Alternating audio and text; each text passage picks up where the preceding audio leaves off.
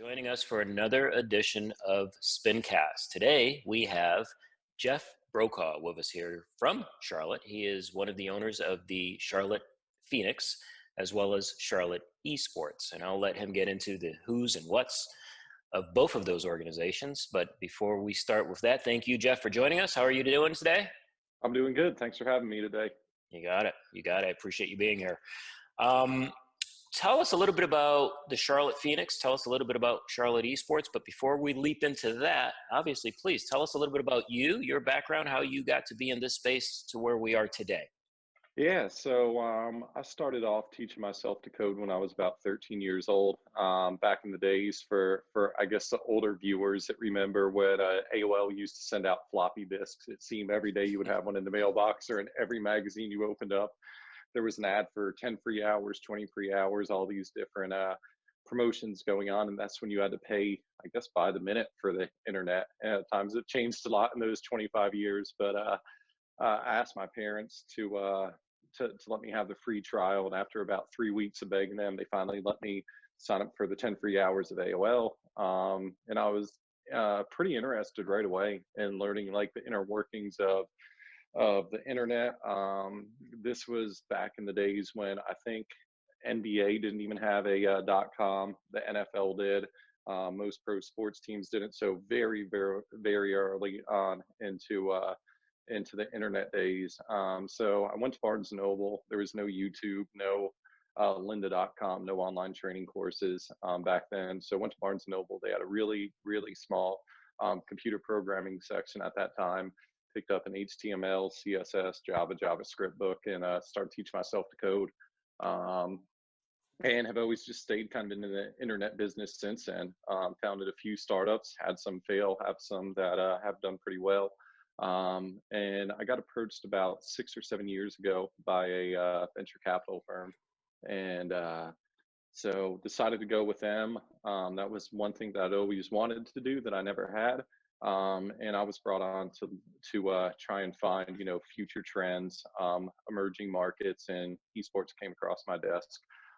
So the firm came across Team Envy. They were not able to make an investment, but my business partner at the time, and still with a few other ventures, made a 7-figure investment pretty early on with them. Brought me on as a consultant, and I've kind of watched them grow from a brand of pretty much nothing and under $10 million brands now over $200 million. So it's been a kind of wild ride, a lot of fun watching the industry grow. You talk about Team Envy, and we'll kind of scoot over to Charlotte Phoenix in a moment, but how long did that take? You mentioned that they were about a $10 million brand and now over 200 million. What was the timing on that? So the investment went through July of 16, I believe, July of 2016. Their valuation was at 10 million, and they just raised around in February, March of this year at about $215 million. So pretty quick turnaround. Yeah, 4 years, and I've seen a lot of other teams do it. So it's kind of skyrocketed. Yeah, no doubt. Same as this industry. It's just booming and growing by leaps and bounds. So tell us about Charlotte. What's going on here?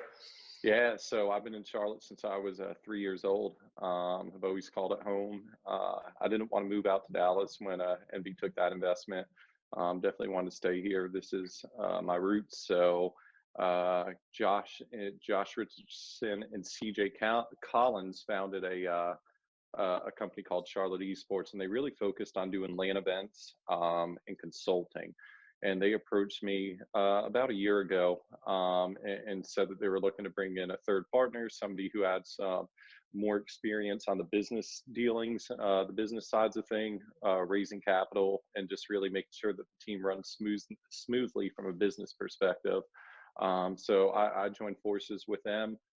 Became the third partner summer of last year, and we've been really working with very closely with the city, using Envy as a perfect example, perfect case study of a business that they should never lost, and they don't want to make that mistake again. So we've been kind of building up the ground level, and currently in the midst of just closing our first investment round. So really looking to scale up, build the Phoenix brand, which is our team side. So yeah, we're looking to do some exciting things. Charlotte's the fastest growing city per capita for millennials. Obviously, anybody who's been here knows it's a majority of transplants. So I feel that we have a good opportunity to capture the southern market.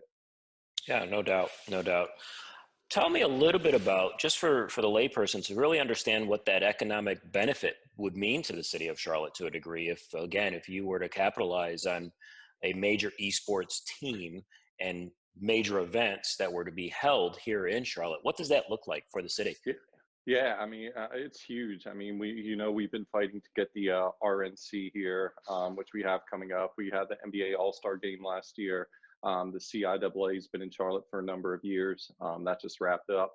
And CIAA, I think, would probably be a really good example. They bring in about $300 million in a weekend for economic impact. Wow.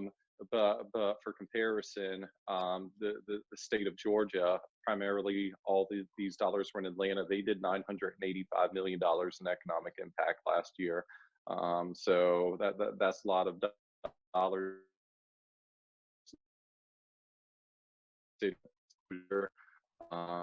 for a lot of good reasons for the city of Charlotte. So that's what got Mayor Lyles, the Charlotte mayor, pretty pumped up, and all the elected officials about wanting to do something with esports when they saw those numbers. Yeah, I think if done correctly, that certainly could be a boom, if you will, for a city that's sincerely just continuously Yeah.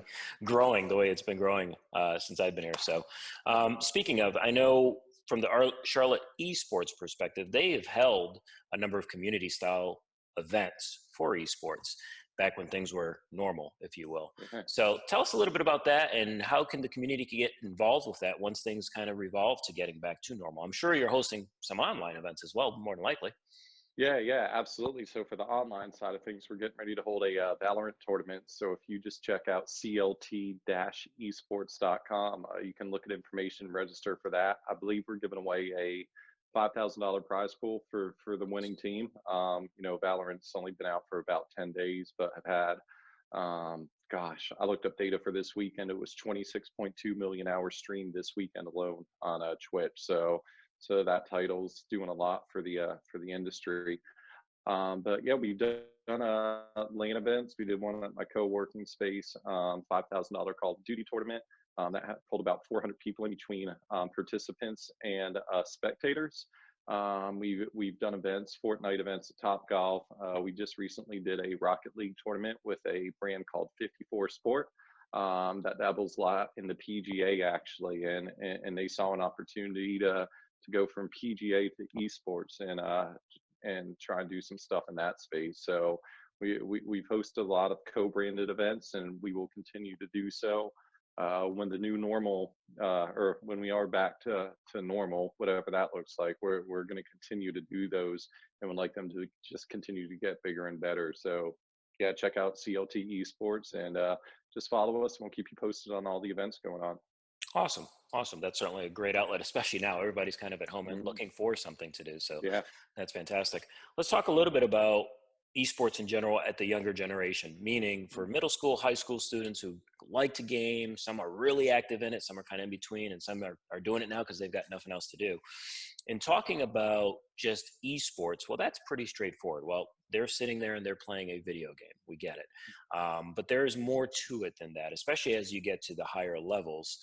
But what I'm looking at is from an educational perspective. We've had so many of these podcasts that we've put on where people come in and talk to us about, well, these children can ultimately work in this space with something that they're fully vested and passionate about and interested in. Imagine if the Charlotte scene were to explode, as the hope would be. What are some of the opportunities that this generation would have as they grew older a little bit? Yeah, I mean it's no different than traditional sports. It's probably not your best bet when you're 10 years old to choose your career path as being an NFL quarterback. Just the odds are stacked up against you. It's no different than with being a pro gamer. But there are so many other outlets and ways to get involved with a team that breaks down to computer programming, graphic design, marketing. Even now, some of the teams, there's nutritionists. they have game psychologists, sports psychologists in there. And we work closely with the city of Charlotte, and Stay Plugged In's done an outstanding job trying to educate the parents, which I think is one of the biggest hurdles that we have right now. A lot of them still look at it as gaming is just a complete waste of time. You'll never benefit from it. But the data proves otherwise. There's a lot of teamwork that goes into it. There's a lot of studying. So I definitely think that the more we educate the parents, the better the trickle down effect is going to be. Yeah, no doubt, no doubt. On a previous podcast, we had some of the Hornets Venom GT on talking Hmm. about their practice schedule. Now, these are Yeah. pros, and they talked about their climb. You know, they struggled trying to get to that professional level and didn't make it in the first few drafts, and then all of a sudden they broke through. And now their schedule is, this is their craft. You know, this is their job. This is what they are doing. This is what they get paid for. Yeah. So, you know, my message to parents, similar to what you said, it's just like any other pro sport. You know, if they, when I say they, if kids have that passion to try to get to a certain level, push them as far as they can go. Let's see where it takes them. And if not, at least they know they are these opportunities that they can certainly fall back on pretty easily.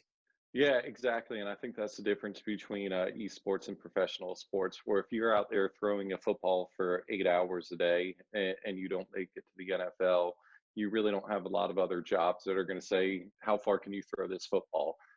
When it comes to gaming, when you're learning, the inner workings of whether that's programming, just gaming, graphic design, social media. Again, there's so many other markets outside of esports that training. Real life skills to get a good job. So Yeah, no doubt about it. No doubt about it. So, from Charlotte's perspective, where would you like to see? Let's fast forward, and we talked a little bit about some of the opportunities that are there. Where would you like to see the city in terms of its esports growth, its esports education? And I know that's kind of a broad spectrum. Obviously, we'd love to see an arena and obviously have that mhm. economic impact, but just within the community as well. What is your vision? What would you like to see? Yeah, kind of really big pictures, like you said, an arena, and be talked about in the same sentences as the Panthers and the Hornets, which, for people who have really studied and looked into the sport, that's not unrealistic. The numbers are there. The data is there to show that it can be like that. But again, I really just want to educate the community. Again, kind of back to what I said, that gaming is not all bad. It's not the stereotype guy in his mom's basement that's 50 years old eating Doritos and chugging Mountain Dew. It's a lot more. It's a lot more than that in the year 2020. A lot more than smashing AB. So I Right. really, again, I love what you've done. I love what the city of Charlotte, they just picked up on with Carolina FinTech Hub, doing a program where they are teaching the coding, the social media aspects, and they're getting to game. So they pick 20 high school seniors, and they guarantee them a job straight out of high school for 55K minimum. So again, really great opportunities to do some cool things. I just want to see that continue to grow, and I think everything else will fall into place. Yeah, no doubt. I've heard about that project with Carolina FinTech. I mean, I think they're doing Mm, an unbelievable job in what the yeah. opportunities are that they're providing some of the underserved or underprivileged side of the Yep. community where, you know what, this is something where you can come in, learn about it, and then matriculate right into a career. Mm, That's just fantastic. Um, if you had to give advice to, again, that younger generation, middle school, high school age kids in respects to esports in mhm. general, what would that be? I would say kind of learn a broad approach to everything, and going back to what we just discussed, what Carolina FinTech Hub is doing. They're 9 to 5 classes Monday to Friday, but they're taking a couple hours on the actual gaming side. I think they have 90 minutes of scrimmages of the game a day. They spend a couple hours on social media, a couple hours on programming, a couple hours on graphic design. So I think it's all about passion. A lot of people like esports, but just because you get placed with the team doesn't mean that you'll love your job. So I think it's kind of finding that passion. Some people might go in saying, I want to be a pro video game player. And then a few weeks in say, man, I really love to code. I want to become my own publisher, write my own indie game, get hired on by Riot or Activision. So I think it's just kind of keeping an open mind, exploring all options, and and seeing what you fall in love with. Yeah, no, excellent advice. Excellent advice. Not just for the kids, obviously for the parents as well to understand. Hmm. Yeah, keep those options open. Keep working with what they're passionate about, and usually something good happens when you follow Yeah, your dream. So that's yeah. fantastic. Last quick I question. would challenge Just the parents with is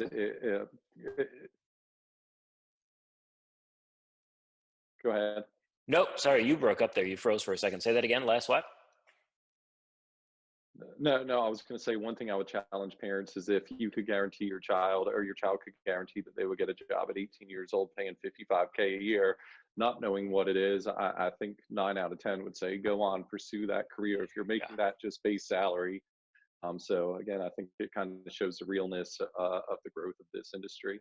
Yeah, no doubt about it. That would have worked in the old normal, and it would work in the new normal. So I like it either way. Yep, No doubt about it. exactly. Um, let's talk about one last topic in respect to esports. What do you foresee, or what currently, I shouldn't say foresee, what is your most current obstacle that you believe this industry is facing?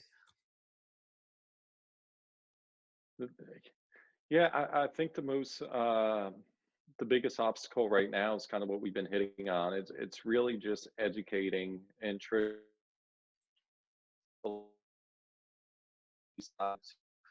to the state side, and then down to the parents, just really showing them that this is real. It is here to stay. Gaming's not going anywhere. The industry is only going to continue to grow, especially as technology advances. So I'm not going to be surprised to be seeing people playing 5-on-5 with VR headsets, and it feels like you're out there in 5 to 10 years. So again, really just keeping an open mind, and again, knowing that at these jobs, even if you're focusing on video games, they can translate to so many other opportunities for a career path. Yeah. Yeah, no doubt about it. Well, for me, that's our passion. That's why we do what we do. So we get people like you to come on and kind of show, hey, not only where you were, but where you are today, and hopefully where we will get to as an industry with esports in general. So I sincerely appreciate your time today. Um, we will also circle back with you once we get back to a little bit more of a new normal and kind of check in just to see how things are progressing and kind of go from there. Also, would love an update on that YTech program that was put together, just to see those students as they progress in their career ultimately, with some of the opportunities that were provided there. So, again, Jeff, thank you so much for taking the time. I appreciate it. Hope you stay safe and enjoy the rest of the day. You too. Thank you very much for having me. You got it.